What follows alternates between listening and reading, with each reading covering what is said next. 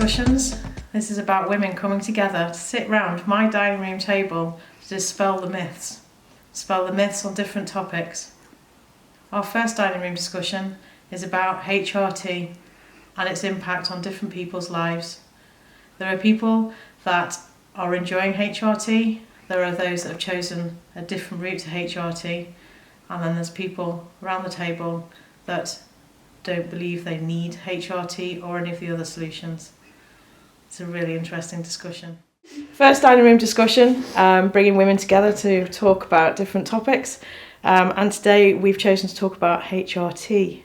The reason for that is I'm cruising along after starting in July on HRT, estrogen, and then within 2 months progesterone, and then testosterone started in October.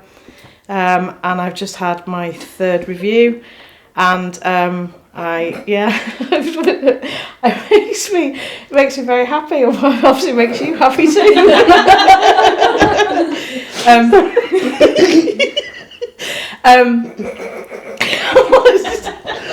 They do say laughter is infectious. HRT for me has been a very positive experience. I'm no longer up and down with my emotions as I was before, and I made the choice after doing lots of research to come on to HRT because I felt I was also future-proofing. You may be aware of my mum has dementia, and one of the things that affects dementia is believed to be lowering estrogen, and so for me I wanted to do as many preventative actions as possible for heart disease, osteoporosis and dementia. Was my reasons, as well as my erratic behaviour. So I brought these fabulous women here today because we've got different viewpoints. I know that Debbie and also Becky have both had great experiences, and obviously I don't know whether you want to speak for yourselves because you're both still on HRT. Yes, and I am. So my journey probably started in 2012, and I was having the most horrendous periods, nothing else, just really bad periods. Went to the doctor, he told me I was perimenopausal, and then it was probably about 6 months after I had to go back again, and I asked for a referral, and I ended up having a full hysterectomy, and the following day started HRT, and I've been on it now for 9 years. So interestingly, did they have you ever had to change your HRT, or they got it right straight away? No, that was a forced menopause effectively by having surgical. So I started off with 2 milligrams, and I was on 2 milligrams for probably about 5-6 years, and then they say you should only be on it for 5 years. That's what I was told by the doctor. But I went to see somebody else, and they said no, carry on if you feel okay on it. So I then decided, don't ask me why, but I do things like this, don't Becky? Take matters into my own hands. I decided to drop it down to 1 milligrams and then to stop it completely for about 3 months. And I noticed all my joints were so sore, mood swings, really low mood. So I went back, and I'm now back on 2 milligrams. And the doctor I've got now has been so supportive. So she said you can stay on it for as long as you wish, basically. So, I mean, she's got patients, she said, that are in the late 70s and are still on it. So I will be one of those. Dramatically. So 9 years I've been on it. So I feel I've got off really lightly. No, I've not had any of the hot sweats, or I didn't have any of that because I had a hysterectomy the following day. I went on to HRT. So your HRT will just be estrogen, won't it? Because you don't need 2 milligrams because estrogen, you've that's had a all I hysterectomy. take. Yeah, because the progesterone is still because I'm still fertile, supposedly. Yeah. So, yeah, okay. But you've never gone down the route of the testosterone, or? No, we've had discussions about that because I read an awful lot about it, and my husband takes it. And that was because he went to the doctors, he was really tired, so he takes like a gel. Is that what? Yes, that's a cream, yeah. Yeah, that you just rub in, yeah. Yeah. So I We decided to pinch it. decided. She sells medication. She's now called Bruce. So yes, I She do. came out the next day with a massage. So I thought, oh, I'll have a go at this. So I started to like rub it into the top of my leg and my arm, and then I was texting you and I said, you know, I shouldn't really be doing. I shouldn't be doing this. I said I've got visions of waking up, you know, and full on beard and moustache and on the Adam's morning. apple's grown. So that is something that I'm looking at. Yeah, because the testosterone part is partly libido, but also the testosterone part is lowering that is problematic for brain function as well. Right. And I was getting quite anxious because I couldn't concentrate, I couldn't remember anything. Still can't remember things, but it's got better in terms of I can concentrate, and it's making me. There's definitely I think that's the next impact. step too. Yeah. Because I'd always thought menopause, it's about, you know, your period stopping. That's it. I didn't really think about anything else. But actually, on reflection, so I think my very first symptom was hair loss. Right. So my hair was very, very thin, and it was just getting thinner and thinner. And then I noticed that I was getting night sweats, but they weren't that bad. And I thought, oh, I think, you know, this is fine. You know, I can cope with this. And they just got worse and worse and worse. And then the joint aches. And probably being a really moody bitch. I didn't think I was at the time, but now I'm on the HRT, I realise I really was. So it was just a very slow creep. And I thought, you know, I'm one of these people, I don't rely on anything. You know, I don't even take paracetamol. You know, I'm really careful. I think I'm a strong woman. I don't need this, you know. I can get through this. I don't need to take anything. And in the end, I just thought, and I tried reflexology. I tried lots of different things thinking I'm not going to succumb to HRT. And then it was probably April last year. It was just so bad. And it was the sleep. It was more the sleep. I mean, I looked like I'd been dug up. You talk about being dug up before. I looked like I was dug up. I had, you know, bags down here, probably having 5 hours sleep, if I was lucky, every night, probably for about 3 years. And trust me, Becky can sleep.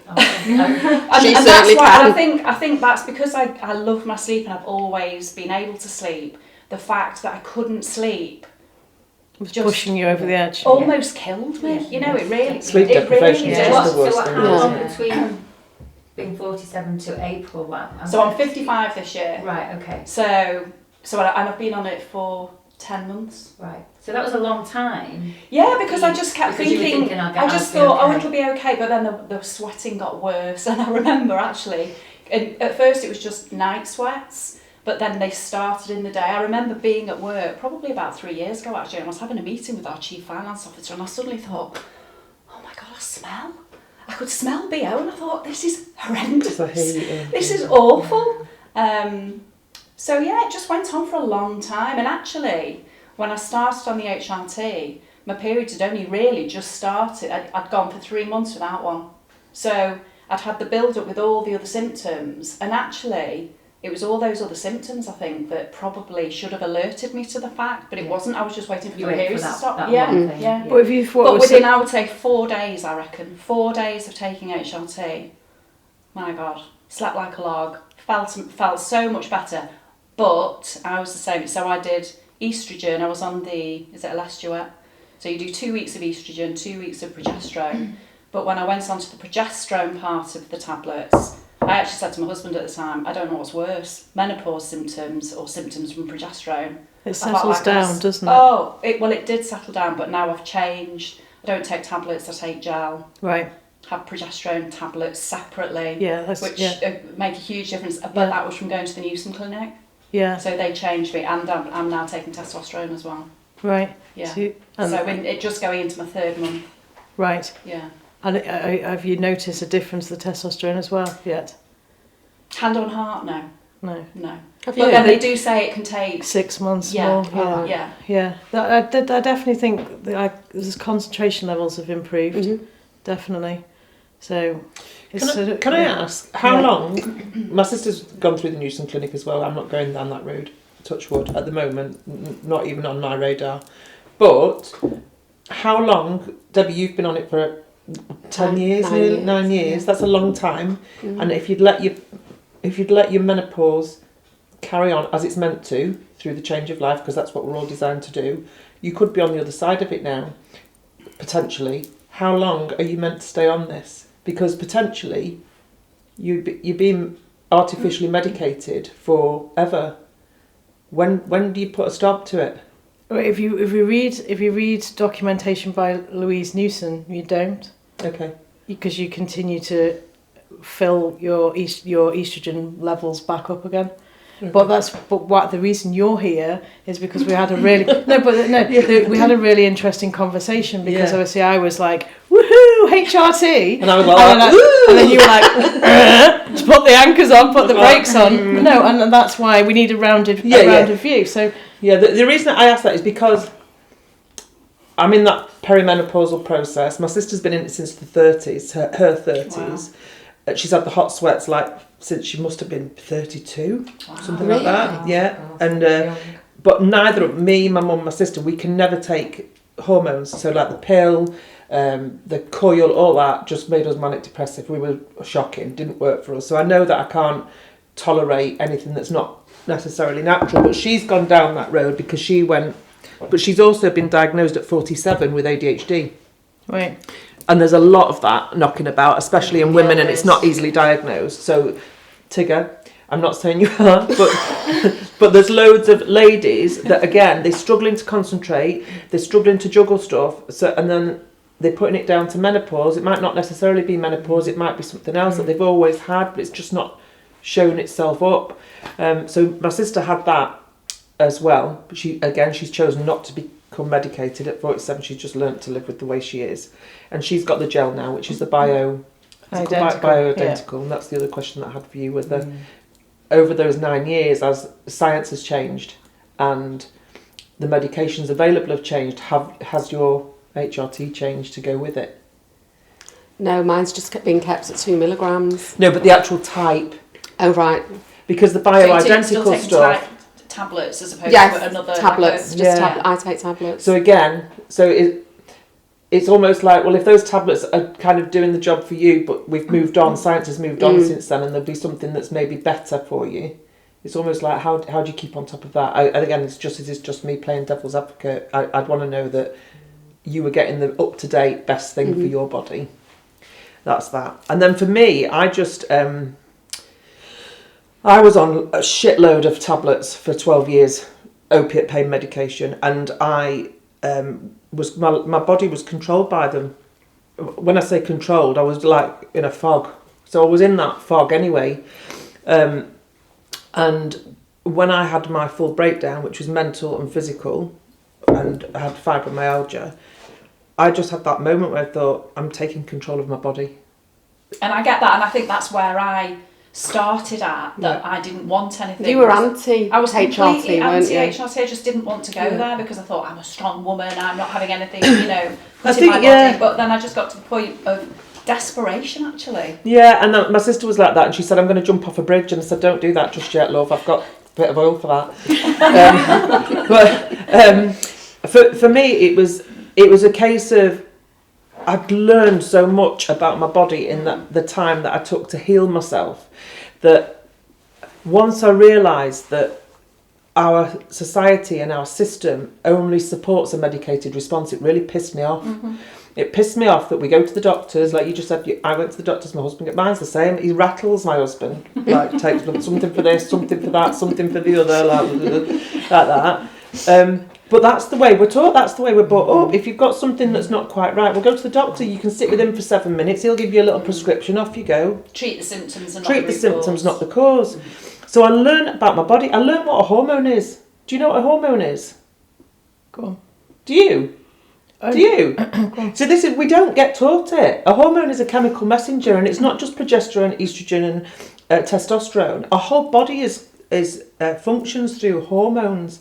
Like your thyroid is a hormone that creates your metabolism and your brain health and your thinking straight and your adrenaline for your fight or flight. So all of it is a hormonal function, but we don't get taught that, and we don't get taught what disrupts it. And for me, I just learned that the way that we live in this life of consumerism, where we've wanted to be faster and thinner and happier and calmer and more successful, we don't want to do the work, we want a pill. or we want a quick fix. We don't wash our windows with newspaper and lemon and vinegar anymore. We do it with a spray with a load of shit chemicals in that are massive endo-disrupting chemicals. And if I've not got anything to show you. Right, here we go. So this is my hormone receptor. Okay. Do you need a pen? No, I need something that I'll use this because it's the finger. So this is my hormone receptor, and this is my hormone. There it is. This hormone is a messenger that's going to go to the receptor and tell that receptor what that body part needs to do, what needs to happen. I'm just going to drink this. Okay. So it goes like that, it lands in there and it goes, right, do that, smashing, every job's a good one, your heart's beating, you're breathing, that's all hormonal function. What we do is we put a load of shit in our body and on our body, and we have, that comes on there, that's a xenoestrogen. The body though doesn't know that that's a baddie. The body doesn't know that that's giving you the wrong message, so think overweight, think brain fog, think hot sweats, think heavy periods, think all that. Because this is telling your body to do that, because it's not designed to tell you the truth. So what you need, the HRT potentially, is cleaning those receptor sites for a period. And what you can do is take plant-based estrogens to clear those receptor sites so that then your hormone can go and talk to your body again. And that's in a really simplistic way. So knowing what affects your body, what affects your hormonal function, what screws it up, will invariably make you make better decisions about what you put in and around your body. So for me, after I did it really quickly, and I did it without the doctor's permission. I didn't ask him. I did it in 3.5 months. I came off everything and swapped it all out for essential oils, natural holistic therapies, counselling, coaching, and other therapies. And as I dealt with the inner work and the trauma, my pain went. And as I got rid of the chemicals in my body started working properly as it should. So I've gone from being disabled and literally smacked off my tits on meds to living a healthy life. But I am very, very careful about what I put in and on it. And I've learnt that. So like your mum, you go through Kendall's. It's not even called Kendall's now, is it? That's my age. And they go, do you like to try some perfume? I go, like that, yeah. My mum's like that. She smells like a tarts parlour. Honest, she must put to it. And my mum says, my mum's German. My thyroid is not working. I'm not frigging surprised. Your thyroid gland's here. You've just put a load of perfume in it. Again, your thyroid is a gland that produces a hormone that makes your brain work properly and makes your metabolism work. And squirting perfume on it, your skin isn't a barrier for chemicals. You're putting a gel on and it's affecting your life now. You're putting the gel on, it's affecting your life. You put shit on your skin, that will affect your life too. So it's like, you're all right with that because the doctor's given it you. Yeah. But you can go and slap a load of shit on that you've bought from the body shop so you smell like a satsuma that's probably going to screw the whole thing up and make you bad. And it's Smell nice. Smell like a satsuma. Smell like a satsuma, but you actually weren't ready to stab your husband. But that's okay. But not knowing that, why would you not? Because society and consumerism says, smell like a satsuma. How smashing. So for me, going to the doctors to deal with something that, one, is a natural process. Every woman goes through it. The women that give birth in the trees in Africa, they all go through this same process. The difference is they have very little chemicals in their life. They have very little in terms of pollution. I've got a book in my bag, I'll show you, it's called The Blue Zones. And it's literally, the blue zones are the places around the world where there is little pollution, there's very little chemicals, people live a really simple life, and the women live till in the hundreds because they're fine.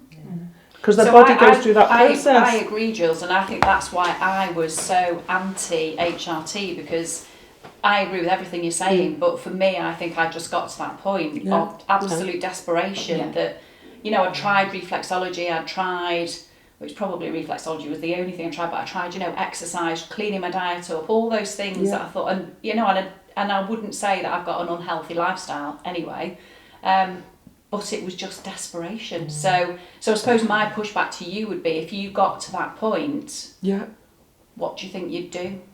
I at the moment. Would you continue with your natural way of being, using your essential oils? For me, At life's what all about point choices. might you- So, and you've got one life, two choices always. And I would never say never to anything, because until you are in that position, you don't know. But what I do say is that what women don't do, they don't understand how their body works. Yeah, I agree. And they literally get led down a path to say, yeah, hysterectomy for you, love, smash in, HRT for the next 40 years until you shuffle off this coil and crack on, love, and hopefully nothing goes on in between next. And that's how it feels. Yeah. Well, I think So that is the case, because there's a women's health strategy as well going through Parliament, which is the fact that the medical everything in the NHS is based on a man's body. Yeah, it is all so they are like reviewing how, so that's definitely the case. Well, I met a lovely lady on retreat. She's a nurse, so we've got different views because she's obviously she's a medic. Yeah. And she has wanted to set up. She works in a doctor's practice, and she said, got so many ladies coming in that have got menopausal symptoms, and I'm sure there's different things that we could do for them. And the doctor said, "Oh, don't bloody go there. They're a pain in the neck. There's such a drain on resource." And she's like, "Holy shit!" So I said, "Well, if the doctor's surgery's not going to do it, you set up your own private practice, because there are thousands and thousands of women that need you." But just the education piece, we get half an hour on periods, we get a bit of sex education at school, we get a bit of respiratory system. That's it. We don't get anything else. And so for me, if it got to the point where things were bad, I would sit down and look at what I was doing first of all, because ultimately it's not just about what we put in and around our body, it's about our environment, it's about our stress levels. It all has a massive impact on our hormone balance. And so I'm sure that And I would agree with that, because at the time when I was having a particularly bad time at work, locked in the house, very stressful. Then the pandemic hit. Been bloody working at home for 2 years.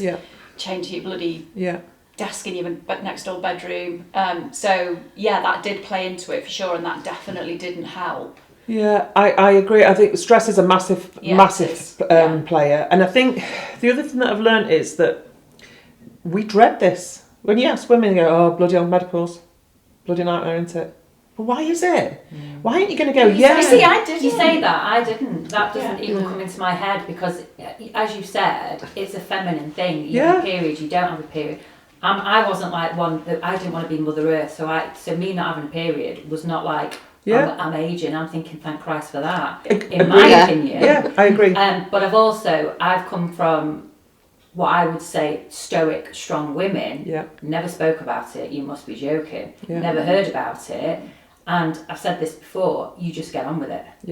That's how I deal with it. I don't go to the doctors. I don't go for a paracetamol, so I'm not going to go for anything more than that. I try, the little bit of education I've gained from talking in groups like this, I think, I'll try that, or I won't try that. I'll go to the gym, or I'll go for a run, or I'll go for a walk with my headset set in. But, and I've said this before, I've got the most amazing mother-in-law who, when I first met her, I'd cringe because she would talk about periods, bodies, sex, the whole thing, which were not talked about in my family at all, taboo. And I'd be like, oh God, she's off again. But because my husband heard it all, I don't have to explain stuff to him. So if she rings him and says, "Hi, how are the boys? How's Kate? How's she getting on?" And I say, "Oh, whatever," and she'll say something like, "She needs this. Give her a whatever it is. Make her a cup of tea, whatever." And I was saying to Mindy, she used to have years ago. She had a word that if she said the word, he just disappeared. Just like just code one word. word. Yeah. One word, and he left the room. I like that idea. I can't.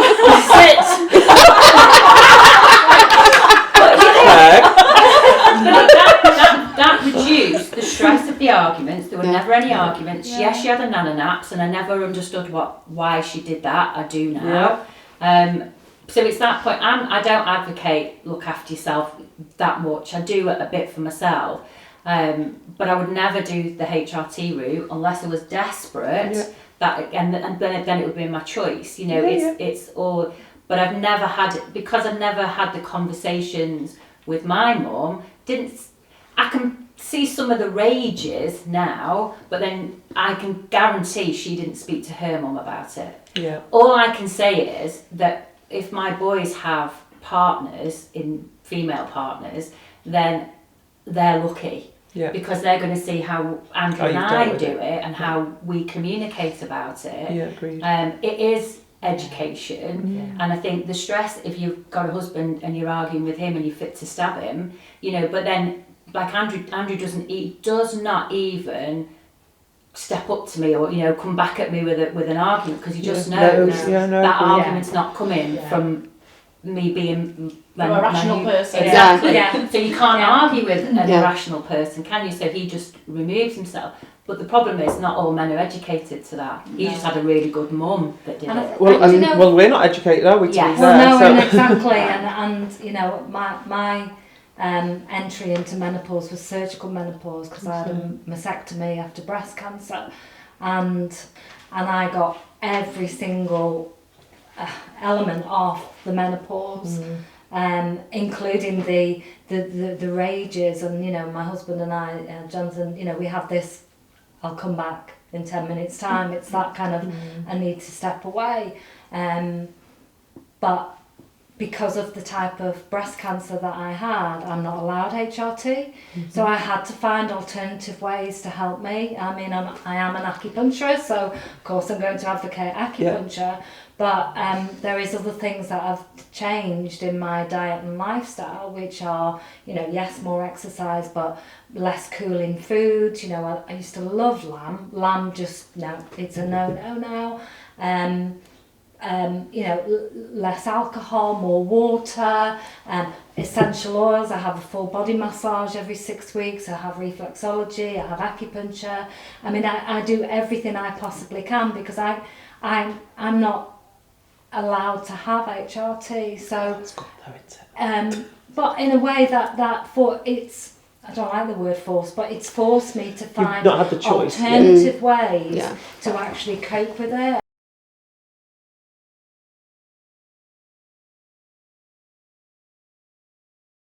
Exploring all of that. But that's probably as well because of the level of stress that you were under at the time as well, and you were up to there with it all. It was just like, help me now. And I completely get where you're coming from a chemical point of view, because the first thing I did was I went home and went, what has parabens in it? What has these chemicals in it? And I've literally changed everything. You know, to of course there is lots and lots of products now, and you were saying about HRT changing, and you were saying about medications changing. Absolutely, they have evolved over the last 5 to 10 years, and I keep an eye on that, because, you know, is there an opportunity that I might end up, you know, being able to have it? But now I've kind of come out the other end of the menopause. There you go, you've done it. You're out of it. I would say I'm probably 80-85% through it, that I think, okay, and I feel like I'm getting me back, but it's really hard when you're stuck right in that. It's almost, I always akin it to a tornado, that you're standing in the middle of the tornado and you're so frightened to step into something that's just going to take you to a completely different direction. Yeah, I agree. And it's really hard. It's really, when we were talking before about education, you know, it's only not last year, the year before, that they've actually started educating secondary school children about menopause, because when we had sex education at school, you knew what a penis did, you knew what your vagina did, you know how to put a bloody condom on a cucumber or a banana. And I remember William coming home and seeing one of my books and saying, oh, I've been learning about that today, and now, you know, he's going through puberty, and I'm going, sit down, talk to me about it, what you know, and he said, oh, it's when, you know, your hormones go, and da-da-da, and I said, so that's kind of a little bit like puberty, and do you know what, it was a wonderful nice conversation, But why is it taken to 2000 before we start educating our young people about it? To be honest, I agree, and I think it was Davina doing her programme that kicked it all off in the mainstream. Yeah. And then I think I've been talking about this for 4 years, and you need somebody that's in the limelight to speak To about raise it, awareness. to raise awareness, and actually it affects half of the population, but it's just not talked about at all. So no, I completely get that. So how many years ago was your mastectomy? It's coming up to 6 years. So 6 years and you're almost through it. So that this is why I'm thinking like all these chemicals that you're putting in forever now. Yeah. But you could be through it in 6-7 years. But I was only 46 when I found my life. So 46 being plunged into surgical menopause, and nobody educated me. Nobody and my consultant was amazing because I had a reconstruction at the same time as a mastectomy. But you know, nobody sat me down and said, this is what's going to happen. just so that you know, you need to prepare yourself. And it's like when you go back to school, isn't it? When you go back to that school element that says, this is what you need to prepare yourself. So if our children are educated, like Katie said, that are much more educated in, Mum's not like going mad. I mean, like look back in generations. Yeah. They locked us up for goodness' Well, they locked us sake. up, and then they And had gave us mother's little helper, didn't they? The electric Valium. shocks and all kinds of things, you know. And it's like We'd have been burnt at the stake. down in a barrel down the And I did believe coding on Naomi. She actually died at the witch trials. Oh, did she? Yeah, she died at witch. She's a proper witch. I love her. Guess what she was called? Go on. Germintrude. I was crying, laughing. I went, can we just stop a minute? Can you come back to me? What? Germintrude.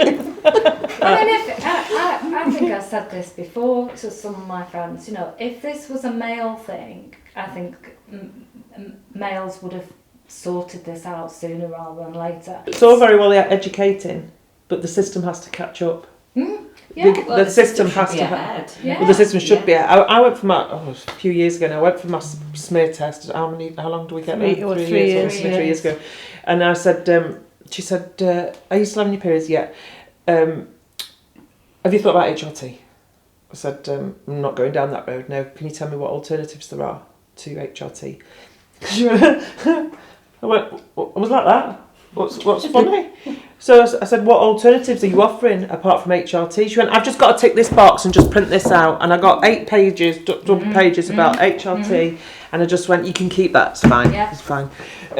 And it was. She just had, so that was just because It's of a your tick age. box. Should be a tick Yeah, it's a tick box. HRT. But our medical system is a business, so healthy people don't make money. Prescriptions and patients make money. End of story. They're not interested. When I came off all my meds, like, can you imagine? I must have been like, ka-ching, when I went to the doctors every week. Ka-ching, next. Another few prescriptions there. So I've not been to doctors for 5 years. I don't need to. So I'm no longer an asset to them. So the people that they need is, and literally you go in and they say, yeah, we've got, do you remember what is it when they've got the cholesterol, statins were the thing. Yeah, tick that, prescribe statins, off you go. The majority of people that are going through the worst parts of menopause because they have the worst diets, they live in the worst conditions, they have the worst levels of stress, they've got the lowest income, they're the people that need it. They're not the people that get access it. They get down that road because you get a free prescription, that probably costs £2.50 and it's charging 10 quid for, and whatever else will go down that whole road. But it's those people that are going to struggle the most, because in the nicest, we are well-educated women. We know how to make choices. We make choices about our own body, about our own lifestyles. Some people don't have. It's so cheap and easy to eat shit. It's to eat well is expensive. I live my life, but I just know what I can have and what I can't have and what affects me. So I listen. It's easier for me to hear my body talking to me, rather than me saying, "Oh, I've got a bad stomach." Yeah, you've got a bad stomach because you've thrown a load of shit down your throat for the weekend. That's why. You don't need a tablet. So I'd already started that process. So again, if you are taught that the cleaner your life, the body because this is where we live. Yeah, but I get that, but it's not costing me any more money. So, for instance... But it is for the people that are struggling to pay for it. It's not to go out for a walk. No. You know, like for your mental health. So if I'm sitting there and I can't concentrate, I just go, right, enough, out, go for a walk. It's not looking Get for in nature. a prescription or anything else. That is still affordable, even if you live in a town, you know, skyrise thing or whatever it is. You can still make choices, and that, for me, it's the choices. But then I also think, is it just genetic that we get it at different strengths? Does that make sense? You know, like, because I remember girls at school, they would be off for 5 days because their periods were so bad. For me, if they were 3 days, that was fine. No pains, no nothing. So again, for me, I'm thinking, well, that's fine. But I know friends were so poorly with it that they had to stay off. So like me on the menopause, I'm nearly through it as far as I'm concerned. Not had a period for 2 years. Not had any of the hot sweats. The husband might say, you know, my mood swings or whatever else, not particularly too bad on sleep, because my husband's got sleep apnea, so I don't know whether it's my sleep or his sleep that's keeping us both awake, but somebody is. So again, I'm that kind of upbringing that you just get on with it. But I am also educated to say, right, okay, enough about this. I can go for a walk, or I've been off alcohol for the last 6 weeks. What a change that has made, you know, and not eating sugar. That's another thing. But again, that's diet choice. So there are choices as opposed to before I even go anywhere near. Yeah. And I suppose that's where I was. Right. So that's why you were interested in saying that. Yes. I was exactly where you were. You know, I'd struggled probably. And when I say struggled, you know, I didn't think at the time when I was having hot sweats, I thought, oh, these are okay, you know, if this is as bad as it gets, it's okay. Yeah. But then they did just get worse. But I do think stress played a big part of that.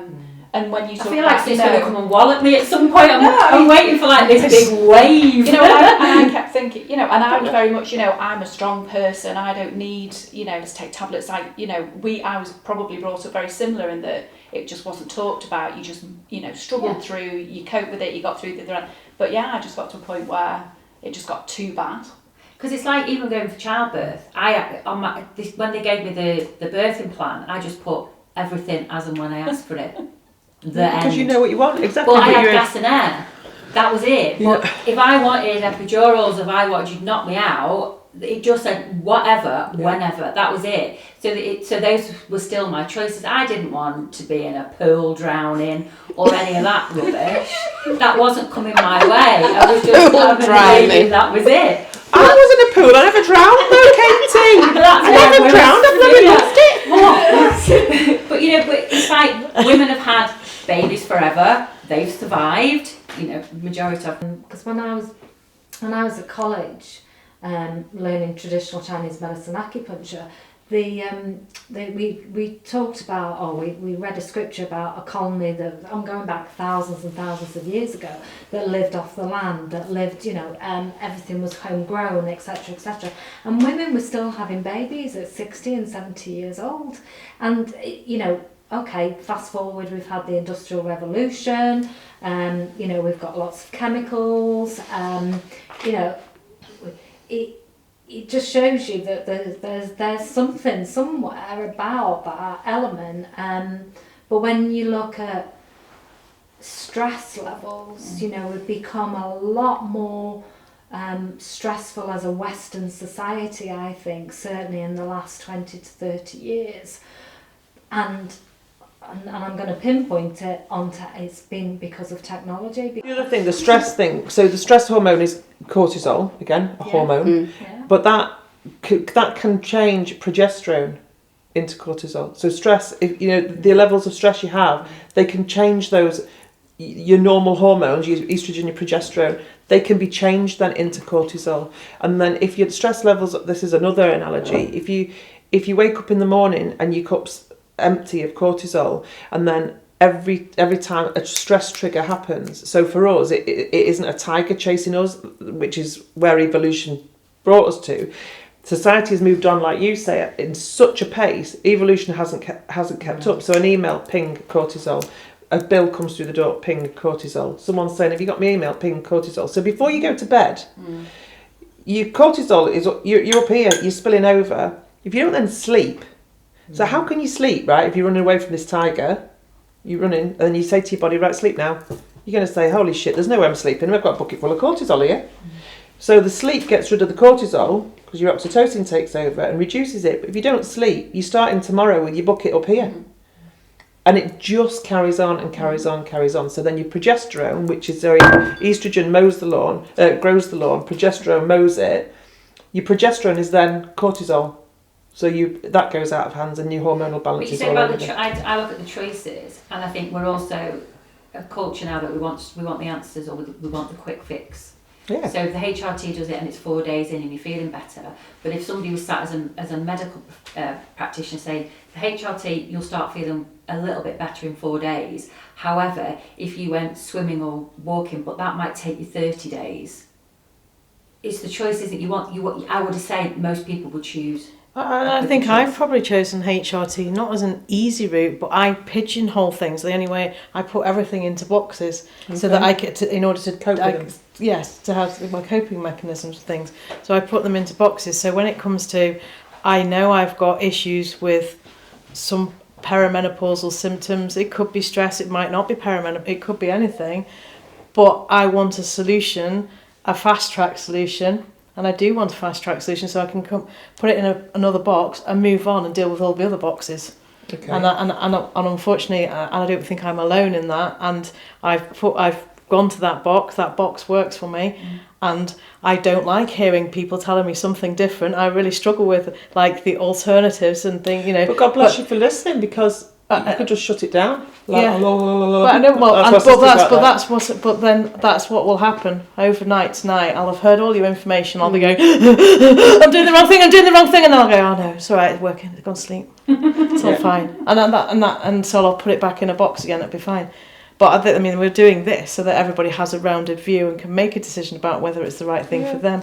I think it's just having the choice, and you've got your own choice, but whatever your choice is has its own consequences. So if you're going to be on HRT for the next 100 years, then that's your choice. Make it to 147. It'll be pretty cool, won't it? So a lady came to me, and her she was late 50s, 57 maybe, 58. She had her kids really young, but she started a menopause really young, at like 39, so to say. And she'd been on an HRT tablet for all that time, and then they've discontinued the tablet. So the doctor just said to her then, well, you've been on it too long anyway, you've been on it 20 years now, you can come off it. Well, can't you prescribe something else? Well, no, because it's different now, so they don't have it anymore, so crack on. So literally within hours, the hot sweat started again. So again, you've not moved through this menopause, this thing that your body's meant to be doing. And literally, straight away she said, and I just can't cope with the thing. So I just gave her peppermint oil. Sounds bleeding mad. And I said, right, what I want you to do is, when you feel the hot flush starting, she said, I can feel it from your toes. It comes up like a wave. I said, I just want you to put it on the back of your neck, and I want you to put it here and here. And literally, straight away she went, yeah, it's gone, stopped at the ankles, gone. So 20 years of living with a tablet every day that's controlling everything. And actually her biggest issue was these debilitating hot sweats.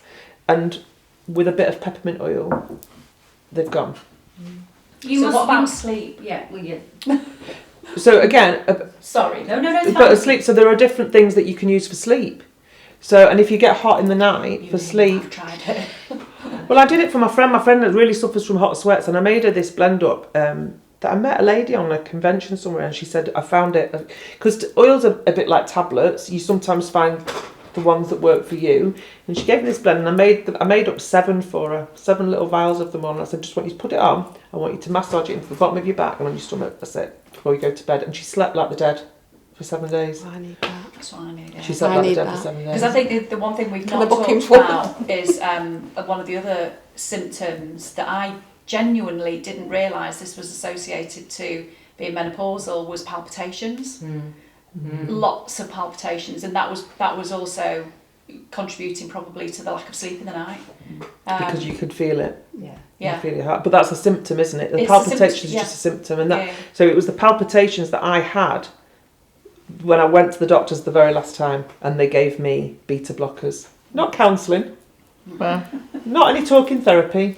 straight on the beta blockers, and that's when I felt my body shut down. I thought I was dying. I literally thought I was dying, and I slept for 2 days, woke up, realised I wasn't dead, and thought, right, that's it, no more. So that is just a symptom. I know it sounds like just, because at the time you think, holy shit, my heart's coming out my chest.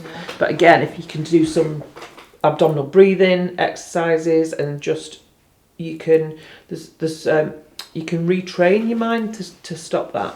So you can use something called aromatic anchoring. Not the word. I've lost the word. It'll come back.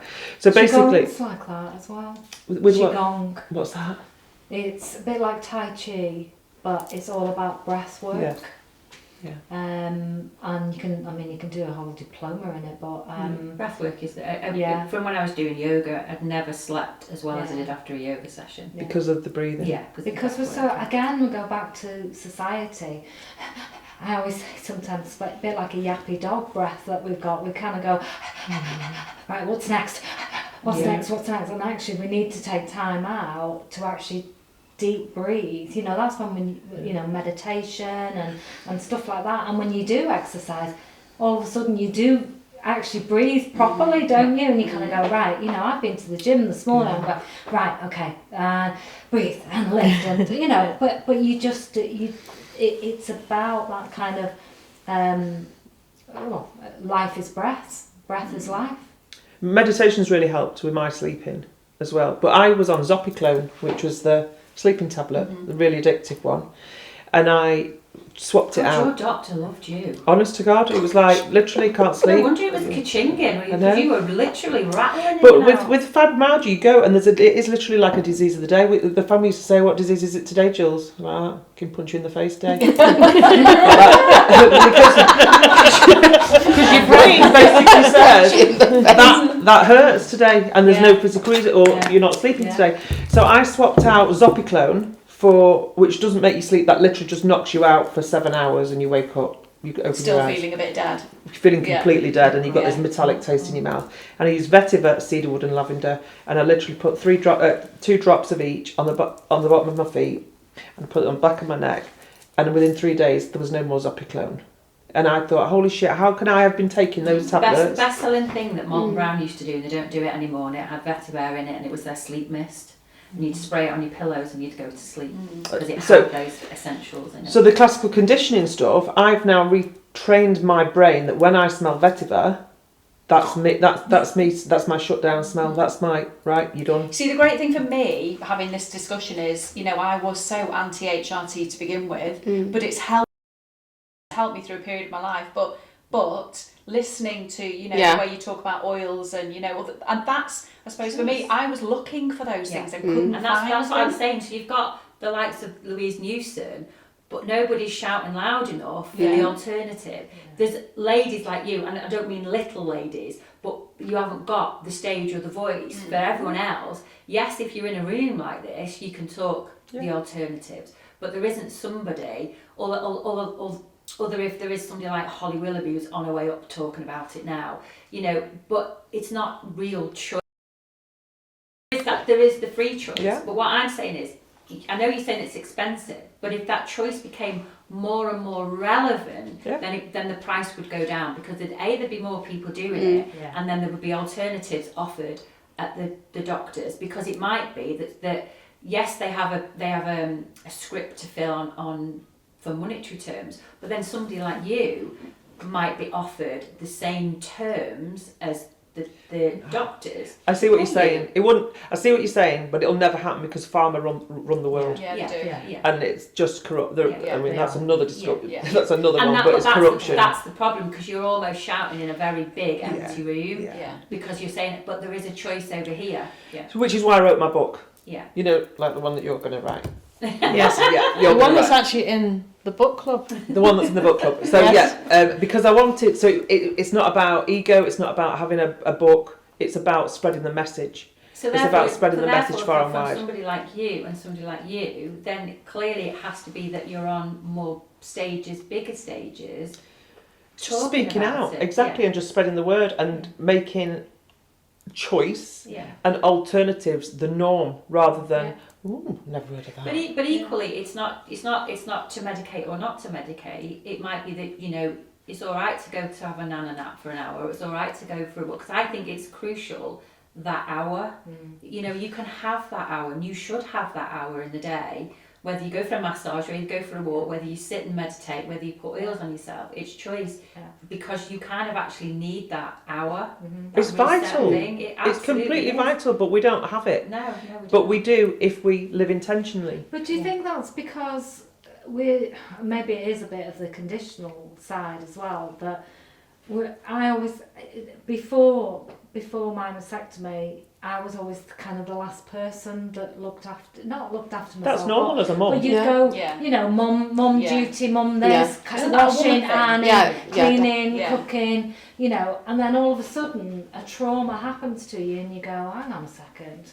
Life's more important. But also that trauma has rattled everybody else that has had you doing all that, holding all those plates and keeping, and they suddenly thought, oh, okay. Yeah. And that for me, when I look now back almost 6 years, and it's not that Jonathan never did anything around the house, but he probably does a lot more. William does a lot more. You know, and I have blocks in my diary that says, that's my massage. Amazing. End off. That's my facial. End off. Yeah. You know, and it's non-negotiable. There was something the other week, but that's more important than anything else, as far as I'm concerned. Something happened with the washing machine, and I went, I'm just going on. I can't get stressed about it. See ya. I think it gets to the point. I think you'll get to a point in life that every woman will get to it, unless she snuffs it first, where you think there's got to be more to it than this, and actually, there's your choice again. Yeah. You're either going to suck it up and carry on being a miserable, overworked mentalist, or you're going to create some balance. And it's the creating balance. But that is, again, it's a choice. But I don't know whether you would take note of that when you were in your late 20s, early 30s, because that's when really you should have started doing this stuff where you're looking after yourself and having an hour for yourself and just getting used to doing that. But I think we're the last generation now, Katie, because I think we're teaching our siblings, our offspring, to live differently. So like now, my kids know that they work to do whatever they want to do, but they don't work to live, or whatever the thing is. They work to live. They don't live to work. Don't live to work. They don't live to work. No, they don't live to work. They do what they enjoy. You live. This is all about memories. This isn't about stuff. You don't need shit in your. You don't need it. This is about just living your life, and you've got one of them. So don't be doing stuff that you don't want. I think you're right. You know, because William was 16, not last week, the week before. He had a party and he got all these cards and everything. And of course, I'm tidying them all up. And I opened this card and it said to William, I hope that we can make some nice core memories together again as friends. And I thought, and I was like, oh, she fancies it. But now that you've just said that, I'm thinking actually, and they've literally eradicated bullying because they go, nobody bullies anybody anymore. It's not that kind of, and I think that generation is actually, you know, I love you, and all the cards are, I love you, and you're amazing, and okay, they're 16, but isn't it good that they want to make memories together? I was in an office like with Liv, Georgie, and Jodie at 30 odd, so, and I was like the granny in there, and the conversations about what they got to keep up with, what the boys have got to keep up with, which you can imagine went down like a lead balloon when I was concerned with the men. My husband does nearly everything in my house, so that, and I was like, it shocked me. Because they all talk about the moving on and they're all women's lib and all this, and I'm sat in this room and I'm thinking, that's not working. And I'm like, tell him to get bloody lost, come and pick you up, or what are you waiting for him for, or why are you doing that, why are you dressing that way for that, or whatever it was. I always seem to have the opposite, and they'd look at me like I've got 3 heads. You've not got an opinion, surely. But why? And also, because I would think why are you doing that? So I get what you're saying at 16, because everybody loves everybody. Oh, I love you. I love you. No, they don't. That's when it frightens the life out of them, because actually somebody might do something on them that's wrong. Yeah. So I hope that females particularly, but having been in an office, I'm thinking, no. I think a lot, for me, a lot depends on life experience. Definitely. And I think, like, my daughter, I know we've had a chat about that, she had a really tough time at primary school. So she had play therapy at primary school, and she learnt some really hard life lessons really early. But now, going through the shit that they go through at 15, 16, she just opts out.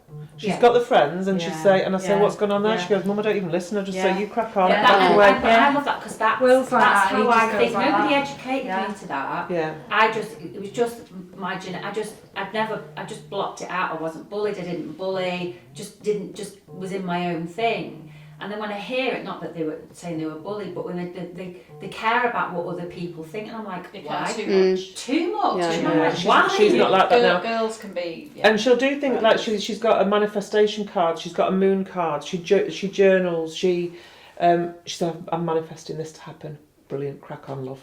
Crack, you know, she sells her old clothes, she doesn't just want, so again, it's just teaching a different way. And actually, if you don't want to do something, don't bloody do it. Don't just follow the crowd. Isn't that down to us though as well? Yeah, of isn't course it? it is. Yes, Isn't absolutely. that because you know we You don't we want what are- we had. yeah exactly, Exactly. we're at that generation where we want to make a change to that to. But to I that think we age can group. influence to a point with our Yeah, kids. definitely. But I think after that point, you know, you talk about, you know, working with Liv and other people. I think there's also a point where they're so influenced by social media and what the friends are doing. And so I think Also you can than we only ever influence were. a two-way point. So hard. It is so They've hard. got, Yeah. as you just said about the noise, they've got so much noise. I don't know how they think.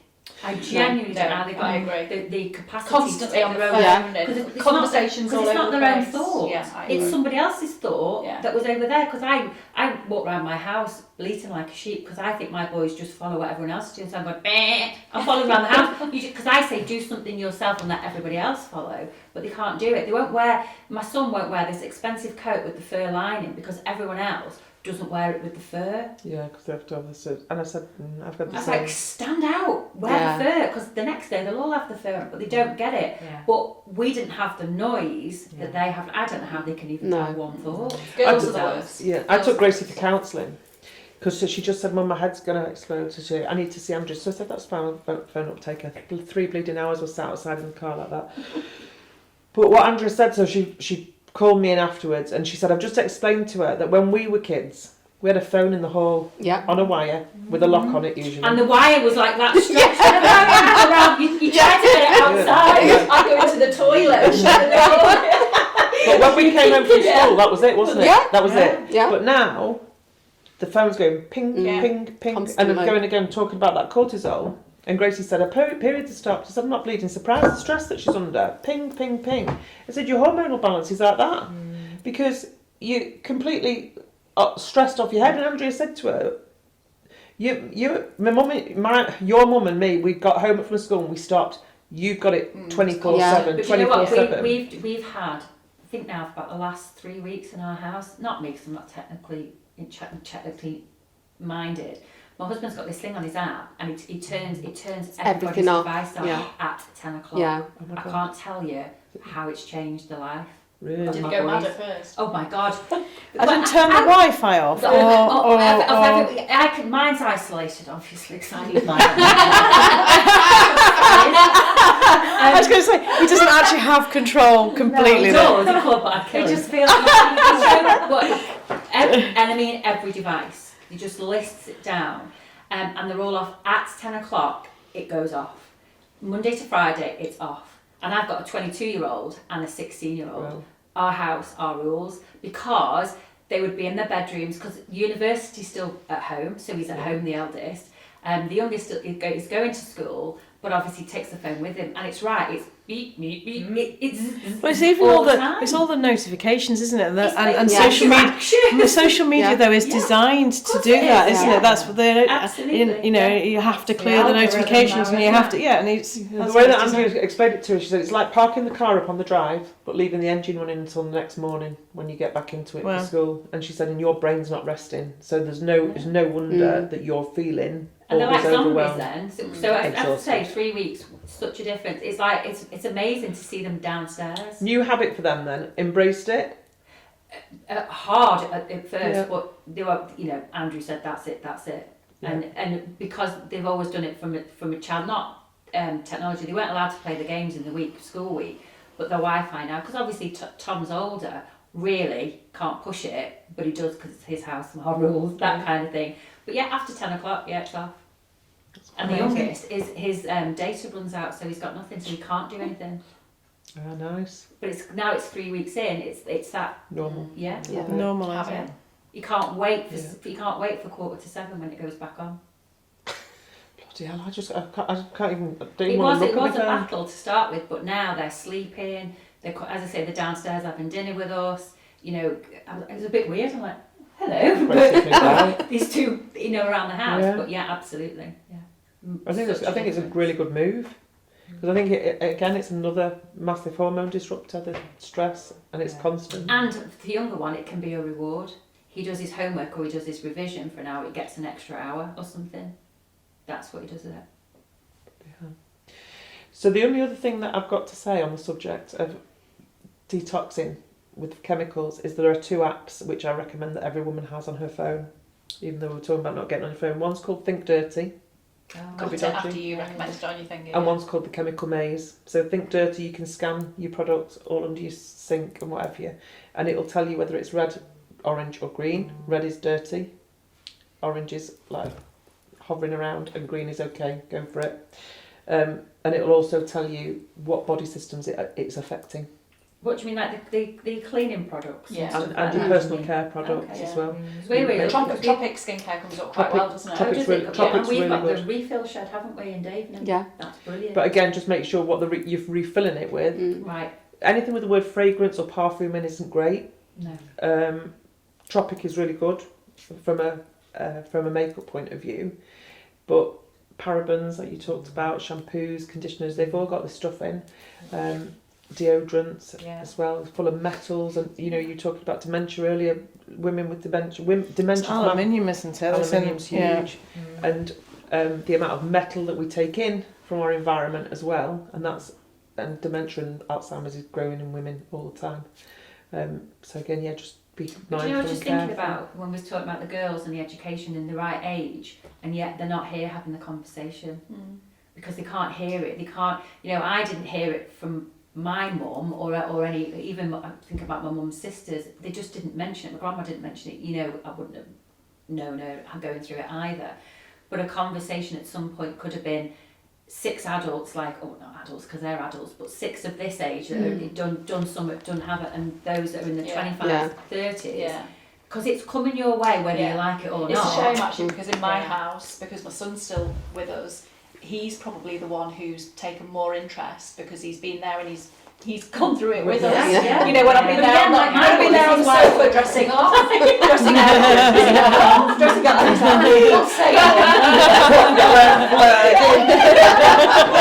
But he'll be so good if he gets a wife, he will understand it. Yeah. And he's been inadvertently educated Yeah. to it. But it's the girls Yeah. that they need to hear these funny, frank conversations. You're going to be okay. It's a bit tough. It can be a bit shit, but you can do the HRT route or you can do the alternative route. This is what's on the table. You decide. Yeah, exactly. And that's it, any choice. Yeah. We just need the system to catch up so that it's available to everybody, because it isn't available to everybody unless you can afford it.